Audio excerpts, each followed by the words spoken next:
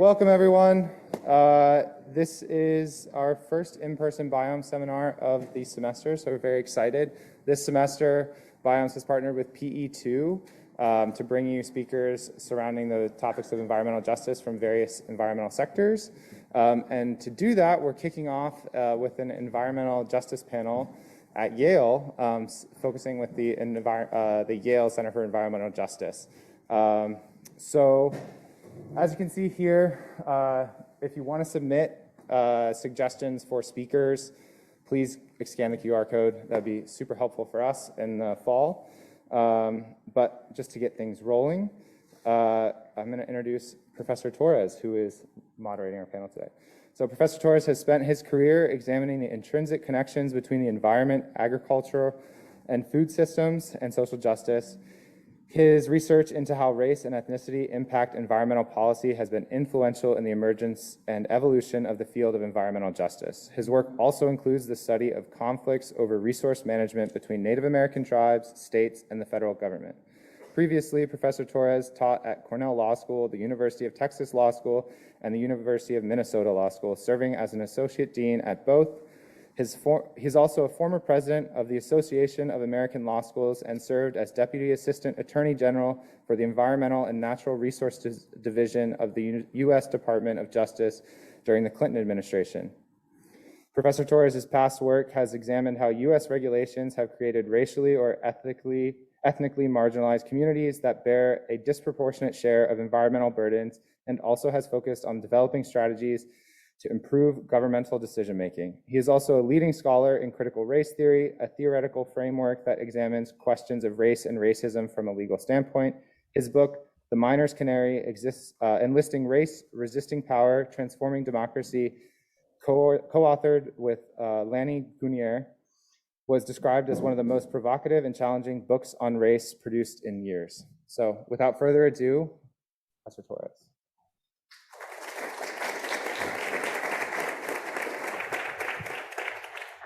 Okay, is this working so everyone can hear me? Okay, great. We only have an hour, right? So we're going to get right into it. I'm going to start, and then Daniel Carrion will be second. He's a new addition to the School of Public Health. Nadia Ahmad will be third, and then Narasimha Rao will be last. I'll do introductions. Well, I hope no one minds.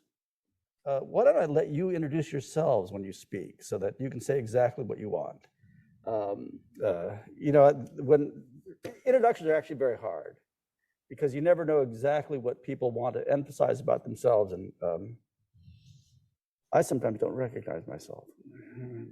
Anyway, I'm going to talk, everyone's going to talk for about 5 to 7 minutes, and then we're going to open it up for questions, both online and in person. The topic of environmental justice, for those of you who've had the class, recognize that it's actually now almost 2 generations old, but it's only recently gotten really substantial public policy purchase. The important thing, and one of the things I want to stress, is that it now plays a critical role in any discussion of environmental policy, so that centering justice, which is what the environmental justice movement did, into discussions of policies affecting the environment, both in terms of pollution regulation, but also in terms of resource use at the national level, is pretty firmly established. Moreover, it has an additional purchase at the state level. So many states have passed statutes. New York, New Jersey, and Illinois stand out. California as well have been leaders in integrating environmental justice concerns into the development of environmental policy. And importantly, changing the way that policy gets made so that voices that were formerly excluded can be included. One of the things that drew me to Yale was the opportunity to develop the Yale Center on Environmental Justice.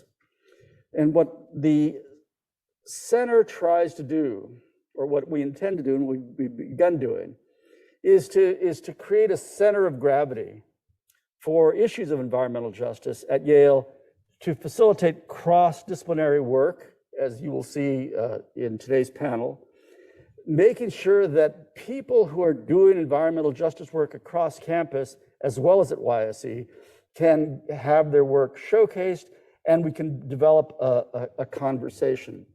The second thing the center aims to do is to develop pathways for careers in environmental justice. So that one of the things I've discovered in chatting with students is, although there's a lot of interest in environmental justice, what it means for what you actually do post-graduation is often obscure.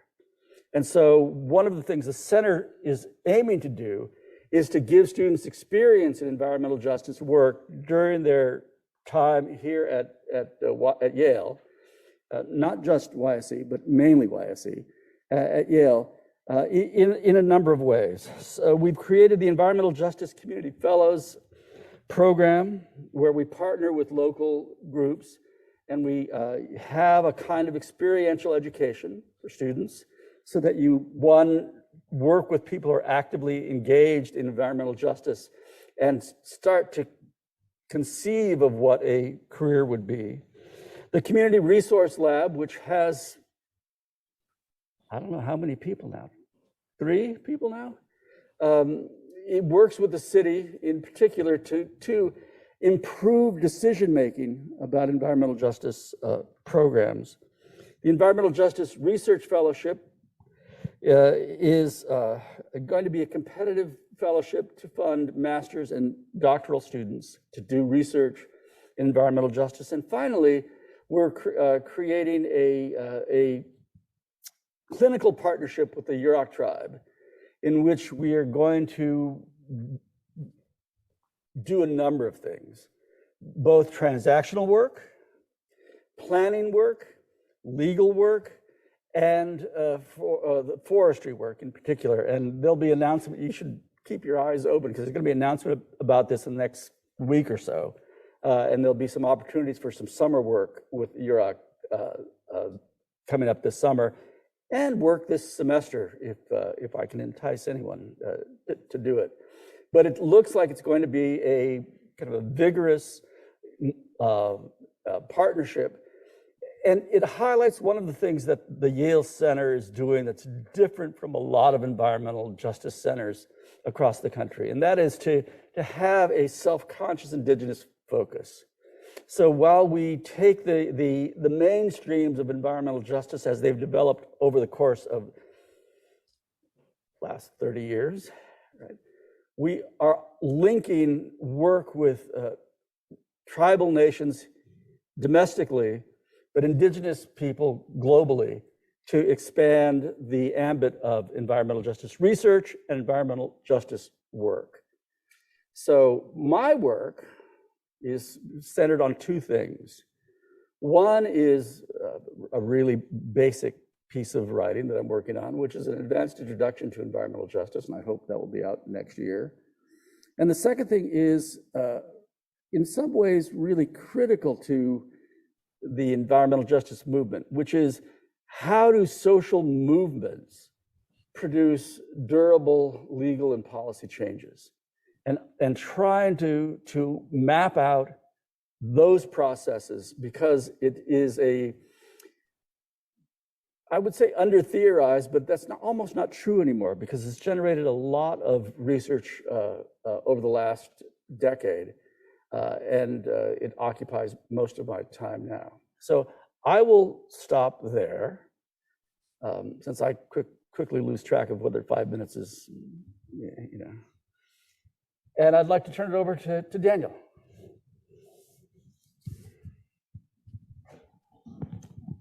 Thank you very much.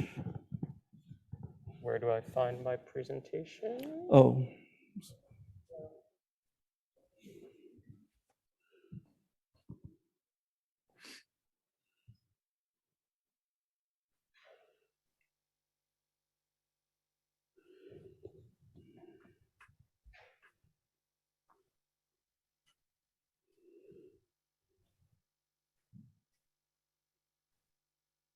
Great, thank you. Do I advance it myself or do I ask? Okay, thank you. Hi, nice to meet you all. My name is Daniel Carrion. I am new faculty in the School of Public Health. I actually just started in January, so this is all very new to me, but I'm very excited to be here at Yale. One of the prompts that we were offered to think about as part of this session was lessons learned from the COVID-19 pandemic when we're thinking about environmental justice. And so this is something that I'm gonna kind of riff off for a second.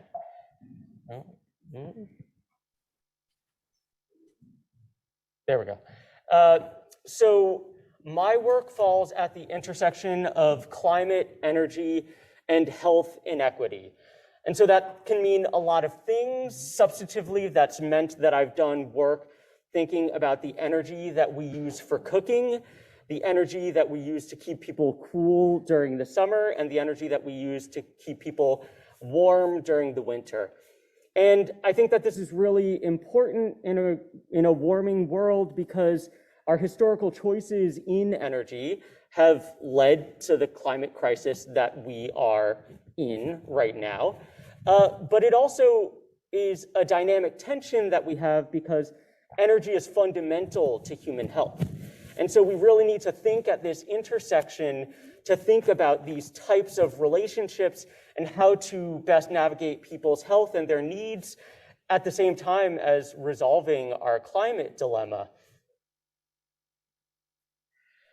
And so you might be a little confused or surprised then to know that one of the pieces that I've done recently has actually been thinking about COVID-19 inequality. And so the maps that you could see here are maps that are probably familiar to anyone who's been looking at these dashboards of COVID, which was the map in New York City of COVID infections after the first wave of the pandemic. And the reason that this map called to me was because I've seen that map many times before. People who do GIS-based work in New York City, you oftentimes see the same map over and over again. The areas that have the most lead in them, the areas that have the highest temperatures during the summer, the areas that have the most evictions, right? These oftentimes resonate and come, maybe in slightly different iterations, but we're oftentimes looking at the same maps. And so I worked with others to think through, okay, when we have this spatial co-location of these different forms of disadvantage, how do we tease apart what are the pieces of that disadvantage that are potentially driving the kind of mechanisms of infectious disease? In this case, we kind of disentangled many different things that could be driving the relationship between social inequality and COVID. One of them being, no surprise, population density in these neighborhoods, but also things like the proportion of essential workers in these communities, so on and so forth. And when we kind of landed at this final map, which was the regression approach that we used to then reconstruct these inequalities, again, it kind of mirrored these dynamics, these social dynamics that we're often used to seeing in New York City. But one of the things I should point out is in that list of social factors that I mentioned earlier, we explicitly excluded race and ethnicity as explanatory variables in our regression modeling. But when we looked backwards and we said, okay, which are the neighborhoods that have the highest COVID-19 inequality, we reconstructed much of that racial and ethnic disparity that we've been hearing so much about. And I think that this is really important, and the lesson learned with regard to environmental justice is that folks who do work on social health disparities often talk about residential segregation being the secret sauce of racial inequality in the United States. And so this is from Dr. David Williams at Harvard, a social epidemiologist. And this is really important because this is what we often see, the co-location of environmental justice issues at the same time as we have all of these driving social factors like housing quality, like food access, like healthcare access, employment and violence.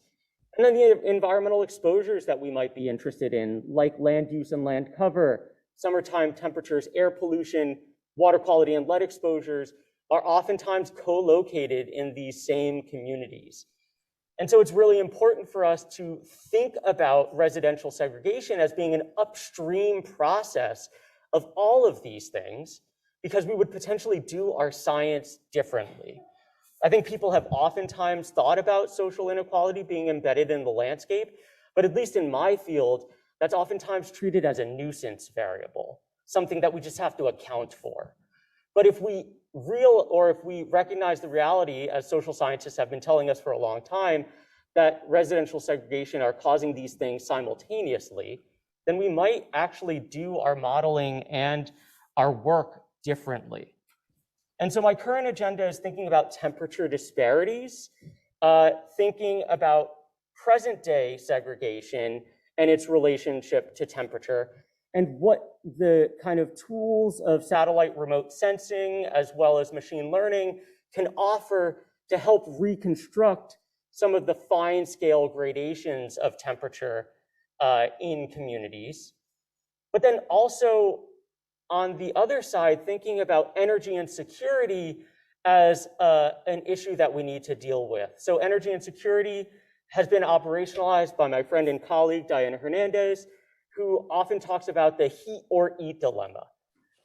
During the wintertime, the kind of historical struggle that people have made, kind of trading off, do they keep their home warm or do they forego a nutritious meal, for example? I am trying to push the field to think about a heat stroke or go broke dilemma, right? How do we think about the ways that we're putting people in the same precarious situation during the summertime? And so I'm trying to think about that and its relationship to residential segregation in the United States. I don't have time to basically go over this, but I'm trying to reconstruct fine scale temperature exposures. This is from the summer of 2010. And it's just basically showing the same story that within compact geographies, BIPOC folks are exposed to higher levels of temperature within compact geographies. And so this is some of the work that I'm working on right now.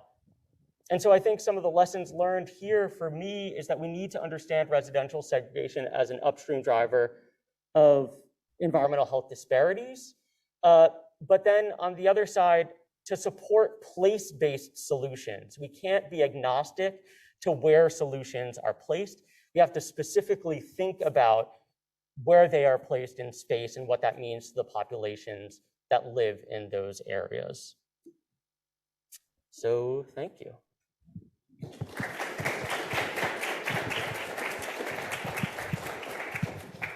Thank you.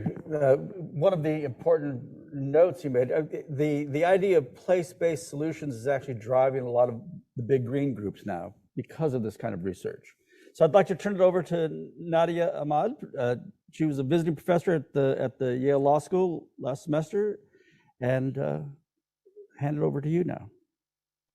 Thank you so much, Gerald. I'm really glad to be able to be with you here today. And so my presentation today is going to focus on a paper that I'm working on for the Fordham Urban Law Journal about the cliodynamics of mass incarceration, climate change, and chains around our feet.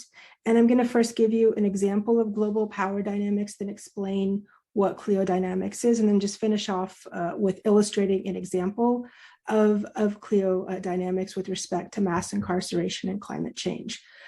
So my article is responding to a question that was posed by Senator Joe Manchin about what is the urgency with respect to climate change. And before I get to that, I wanted to go back to a speech that was made by President Joe Biden back in September at the UN General Assembly, where he said that instead of continuing to fight the wars of the past, we are fixing our eyes on devoting our resources to the challenges that hold the keys to our collective future, ending this pandemic, addressing the climate crisis, managing the shifts in global power dynamics, shaping the rules of the world on vital issues like trade, cyber, and emerging technologies, and facing the threat of terrorism as it stands today. In this sweeping statement, President Biden gave a nod to what is known as global power dynamics in terms of shaping broader geosocial changes within the world.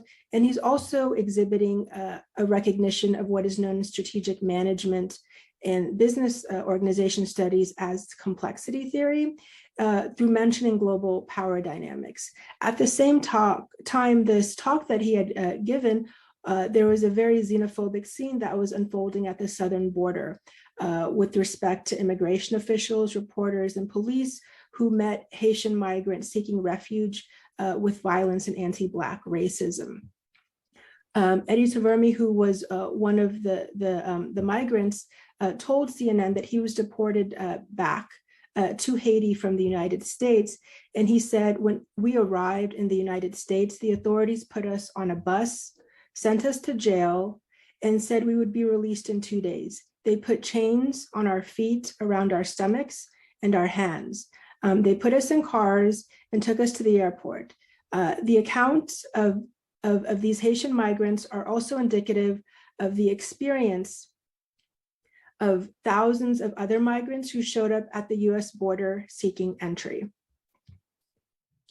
And in terms of what I am trying to do in my research is also show that while President Biden is really acknowledging visionary thinking and working towards mutual cooperation, the actions of the US Department of Homeland Security at the southern border on his watch paint an alternate reality. And so my article is looking at the observation of that essential disconnect between the vision and the execution of global power dynamics. There's a whole flurry or tsunami of problems that arise between the nexus of the carceral state as well as the extractivist economy. And there's different solutions that are created. And so I'm looking at the different factors of carcerality as well as climate change and how they are being developed and examined. And looking at climate modeling as well as impacts on carceration only provides a snapshot of the looming crisis because the problem is much larger even than we can imagine. And for example, what we saw happening at the southern border last year, we had migrants who were essentially a nameless mass. They were faces in a crowd of Black bodies who were rejected entry to the United States. And just a month before, a massive 7.2 earthquake had rocked Haiti, leaving 2,200 dead, 12,000 injured, and 650,000 in need of assistance. And so this mistreatment of Black asylum seekers who are fleeing natural disasters follows very rampant anti-Black racism within American society that essentially kills, maims, and incarcerates Black people in great numbers. And this situation at the border is indicative of the historical discomfort of American political elites whose prosperity is very much derived from the enslavement and exploitation of Black people. And having a Black-led revolution overthrow colonial rule and slavery and establishing a republic of Haiti so close to American shores is very unsettling. And the idea of cliodynamics comes from a Greek word of the muse of history, Clio.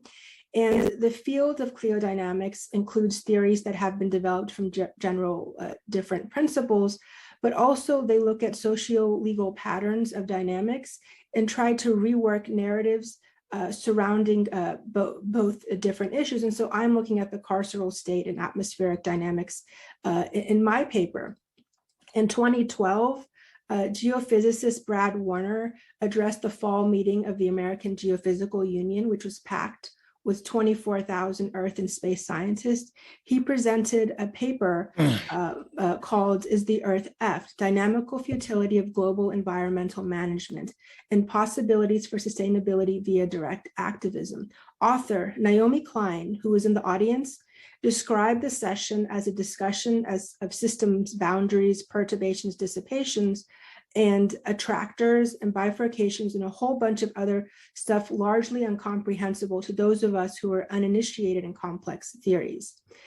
And what Warner was observing was that the mass uprising of people that would occur and create friction in economic systems would be the result of social movements. And those social movements would be a geophysics problem. He also argued that the instability that was created in the climate would produce unrest that needed to be observed as a geophysical phenomenon.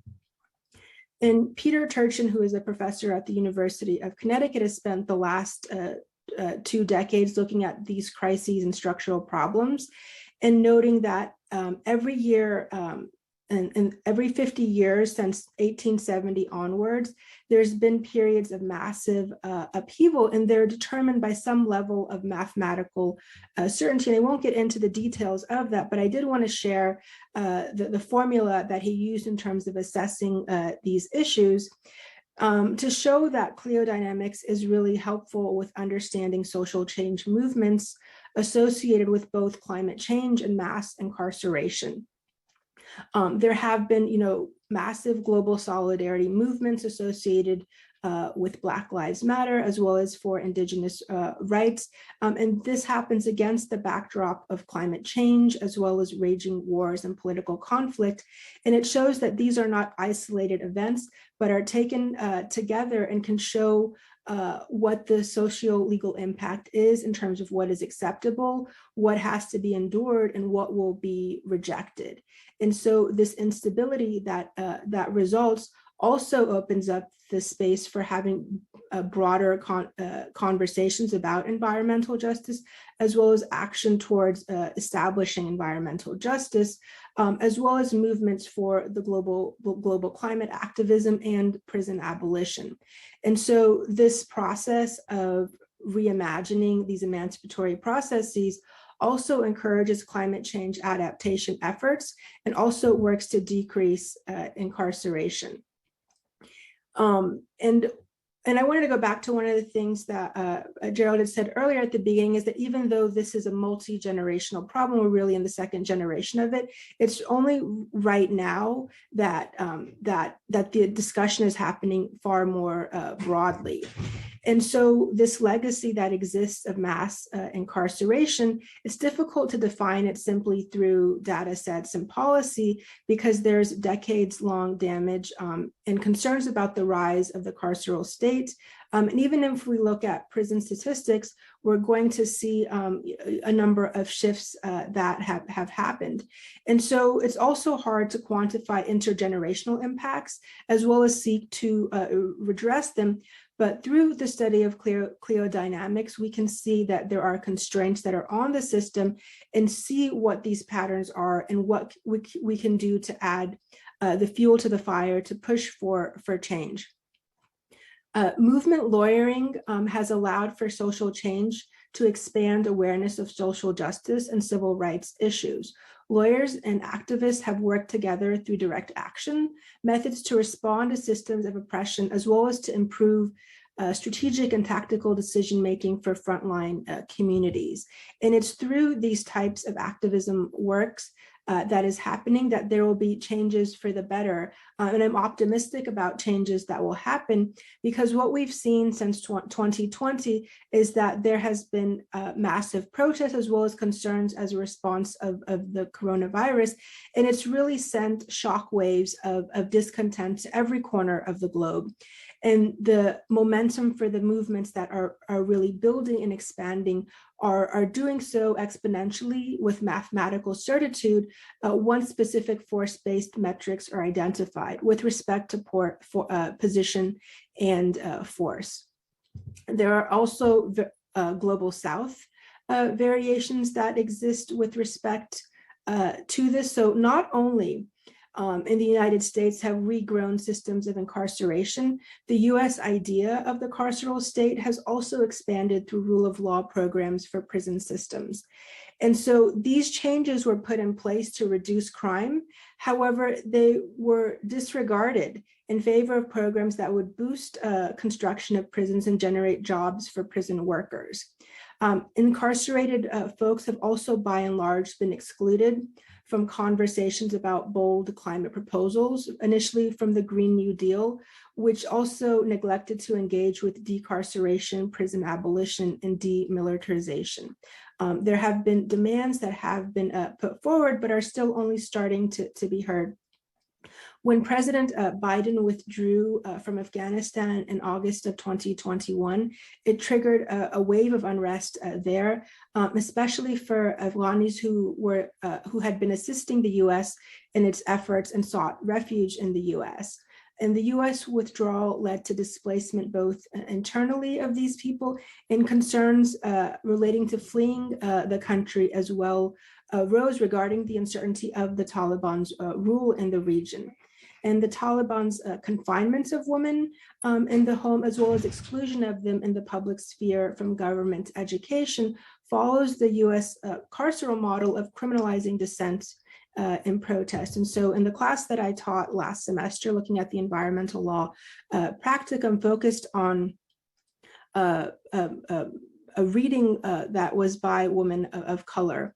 And so going forward, some of the students have prepared different toolkits, and it's also been informative in thinking about ways to organize more specifically around different actions. And I have some other remarks, but I'll save them for the Q&A session. Thank you.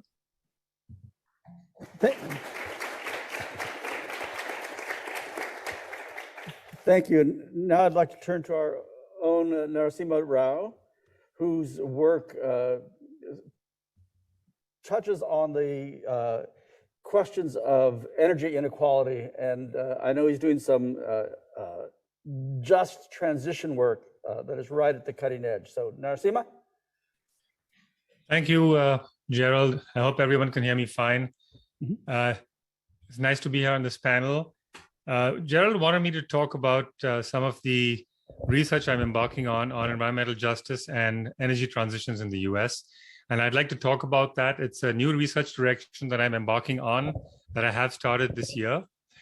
But before I do that, I wanted to talk more broadly about EJ in the context of international energy transitions, which has been the focus of my work. And I cannot emphasize enough that thinking about EJ broadly internationally is extremely important.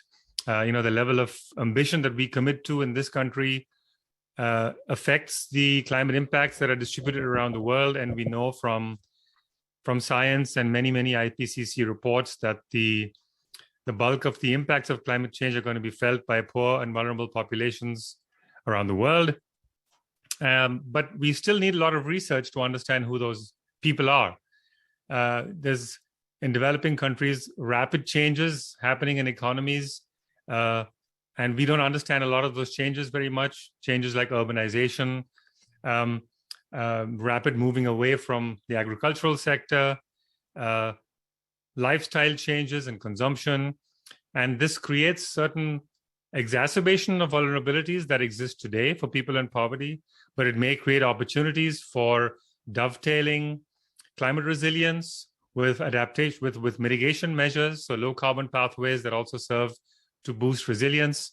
But it also may create opportunities for people with income growth to not have those same vulnerabilities anymore. So understanding those patterns and identifying vulnerable populations in the future is part of what I do. So my entry point is understanding energy poverty around the world. As you see in this map, I've developed a data set to understand basic services and living conditions of people around the world, to understand their living conditions that I can relate more directly to the impacts of climate change and climate change mitigation policies, rather than just through income and income poverty. So one entry point that I'm thinking about is the energy services in the home and how that influences people's vulnerability to heat stress. So one of the research areas is thinking about to what extent people are vulnerable to future climate stress from heat exposure. And this involves looking broadly across populations, overlaying population density and population growth over projections of climate change itself at a very fine spatial scale. So where's temperature increasing, where there are a lot of people, and then thinking about income distribution. So how are they distributed in terms of their economic levels, income levels, because that influences the extent to which they can buy air conditioners or adapt to heat stress in different ways. So as you see over here, we are developing projections under different socioeconomic futures that's based on income inequality, income growth, urbanization, and education. How many people would need air conditioning? That is, they have an exposure to temperatures beyond a certain threshold under different climate futures. And we also expect with income growth that some subpopulations within countries will have access to air conditioning because they can afford it. But knowing where these people are going to be who are going to have still the risk of maybe facing mortality due to the absence of air conditioning or the lack of affordability is difficult, because we need to understand how future income growth will be distributed, how population is distributed, and what different climate futures we're going to face. So on the right, you can see we identify the places in the world that are concentrated in South Asia and Sub-Saharan Africa, the largest percentages of populations with this vulnerability. But that may change in the future in different directions. So you're seeing that the red countries in red are those that would potentially experience an increase in the share of population who would be vulnerable to this heat stress. Whereas countries in blue, we expect to see that a lot of people with income growth will be able to afford air conditioning. So this is one direction of research. Now, if I switch to the US, it's a similar idea. And I think Daniel has set the stage a lot for understanding energy as mediating between climate and poverty. But our understanding of energy burdens in the US is quite limited. And I'm involved in a project right now for the Environmental Protection Agency, where we're trying to get a grasp of basic understanding that we can get from existing national surveys that are specialized in different domains, and trying to map a common overlapping set of vulnerabilities along these different dimensions, such as energy, food, transport, all linked to the American Communities Survey, so that we can have kind of a view of multidimensional poverty, just to understand as a starting point, what do we know about these overlapping vulnerabilities all around the country? So here's an example where I'm showing you our understanding of energy use at a spatial scale that's very broad at the census region. But based on a lot of analysis we've done to downscale energy usage to the American Communities Survey, we have a much more fine understanding of energy expenditures and usage around the country. But this is only a starting point. National surveys give us a broad perspective to find out where we might zoom in the future. We need more data collection. The energy burdens people are facing that are not revealed in these surveys. To what extent do they have mold because they're not using air conditioning? How expensive are their bills based on what equipment they use? What transport options do they have today and don't have today that would influence their patterns of consumption and energy expenditures in the future under a transformation where we start to have different options for vehicles, different options for heating appliances. So with this basic understanding, we need to do more research to look at how energy transformations are going to influence people's poverty conditions. So this again overlaps a lot with Daniel is doing. We think about climate stresses, and we think about the risks faced by decarbonization policies, and seeing the mediating effect of energy services on health and poverty in the center. So I'm interested in three broad areas. The first one in air conditioning is an activity that I'm hoping to collaborate with people in the Yale Center for Climate Change and Health. So Kai Chen is one of them, where we're thinking about relating our understanding of air conditioning use around the country at a fine spatial scale to hospital admissions or mortality from heat stress. So we can understand where are people using air conditioning not just owning air conditioners, but actually using them, and where are they not? And how much is this really causing the avoidance of heat-related mortality? I'm looking at, in a project in New York, the adoption of heat pumps. Who's likely to adopt heat pumps based on the subsidies governments are planning, state and national levels? And based on that, people may have access to air conditioning because heat pumps work to heat homes as well as cool homes, and who won't be able to afford heat pumps and therefore not have access to new services. And how does that affect their future energy costs under the decarbonization plans of different states?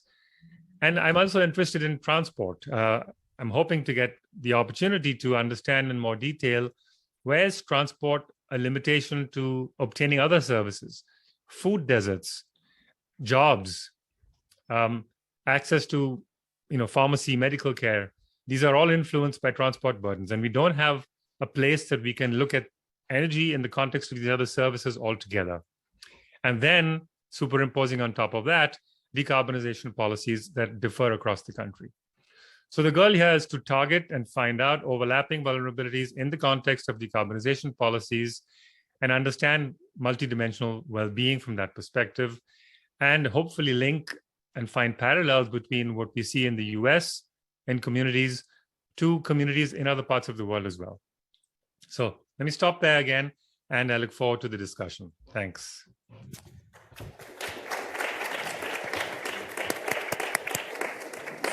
So we'd like to open it up now to questions, and Scott will monitor the questions that we get online. Obviously, you should feel free to ask questions from the floor. One of the key links in all of the substantive discussions was the necessity to map kind of overlapping vulnerabilities. And that's where a lot of the research is taking us now. So I don't know whether we have any questions online. No? Anybody have any questions in the back? Gabrielle. Hi, thank you for speaking with us today. I have a question for Dr. Rao, specifically about what you just spoke about, how national surveys aren't enough, and that we need more research around who's facing energy burdens in the United States.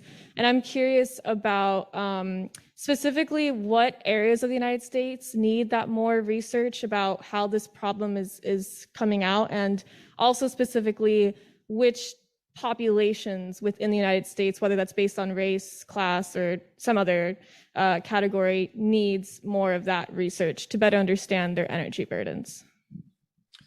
Yeah, that's question is in fact the motivation for this broad-based survey-based analysis that we're doing. You're probably used to seeing AJ research being more with specific communities, and precisely because we want to identify where these communities are that need the specific attention, that we're looking at these surveys. And I think just from my experience, it's all over the country. I think you have food deserts located all over the country. In inner cities, for example, we do know from past research that low-income communities, especially colored communities, have experienced mortality from heat stress to a greater extent. We already have evidence of that. We also know that a lot of that is in places that tend to be very hot. However, in the Northeast, New England, cold parts of the North, we have the problem about heat versus food, heat versus eat. So really, I think the different combinations of vulnerabilities, I think, would be found in different parts of the country, but we do have consistent patterns that are racially more clear, as well as economic classes. But I think geographically, it really does depend upon the climate conditions and various other conditions of people's poverty. So I do think my focus has been on the Northeast, and I do think there is a lot of the transformation in the energy system in the buildings themselves, I think, has a lot of potential for creating new vulnerabilities and for creating opportunities for addressing existing problems. So I think people suffer mold in the summers. They have poor quality construction of the homes in public housing or low-income housing. And an energy transformation has the potential, if there's enough financial support, to address many of these vulnerabilities at once. When you do a building upgrade, you put in heat pumps, put in efficient shell conditions, you may actually alleviate other problems as well. But it's a deep question that I think I won't have answers until another 6 months from now. Thank you. No, to that point, one of the after Hurricane Ida, they recorded more deaths from heat than from the storm itself, right? So they knocking out the capacity to cool. But similarly, in New Orleans, some of the new construction post Katrina, because they were made more, they were made tighter, right? They had less air circulation. And so as Narasimha pointed out, they then suffered mold. And so we are trying to address one problem. You actually have to take all of those into consideration. Is there another question out here? Yes, go ahead. Identify yourself, say your name and then. I think okay, it's on. My name's Nadeem. This question is directed to Daniel, but Professor Rao, I'm sure this is kind of up your alley as well, since there's a lot of synergies there. But Daniel, your work focuses on New York, and I know that in the past month we saw some really tragic news coming out of the Bronx and home fires due to heating appliances. And the sort of kind of needs that come from being impoverished and having to rely on these appliances for heating, and even just turning on a gas stove for heating. So wondering, as an expert in the field, kind of how are folks thinking about these kinds of, catastrophe moments, and how does that kind of inform your research? I know that you're kind of thinking about the kind of heat side of it, but I know that you kind of have some expertise on the other side of, when it's really cold and we need these heating appliances. So just looking for your insights as to kind of how do we think about these catastrophe moments, and how does your research or the work in the field kind of lead us to a better understanding of how to kind of stop these things from happening in the future? Yeah, absolutely. I think there are a few different pieces to that. One is, as researchers, we always have the issue of we need more data. And so in this case, we want to know where more energy insecure communities are so that we can target those communities for interventions. And so this is why, the work that Narasimha is doing is super important, to use the data that we do have to try and identify these places. At the same time, we also have a lot of information to already act.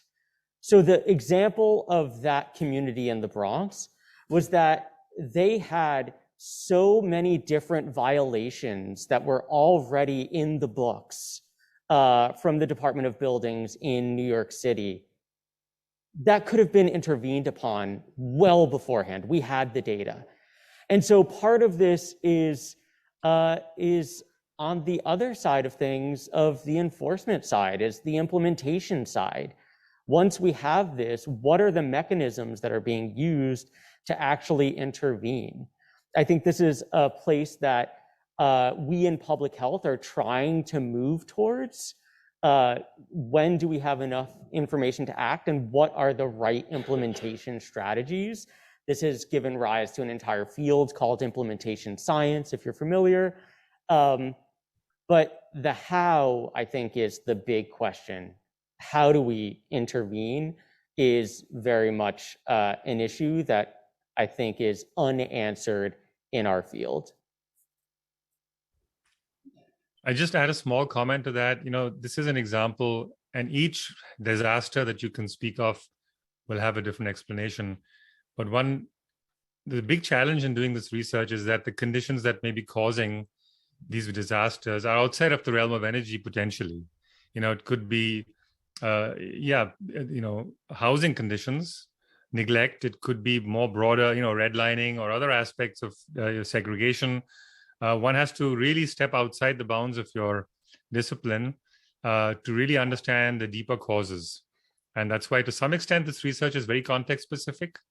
On the other hand, there are patterns that also need to be picked up. So system level analysis is also important. Scott? Yeah, this is our last question and kind of has to be fast because we do have a class coming in at 1. Thank you for everything so far. This is from Professor Marion Chertow, who's curious to hear what our panelists think about the discussion going on regarding universal basic income and how that could influence environmental justice. Who wants to take that? Daniel, Nadia, Narcio.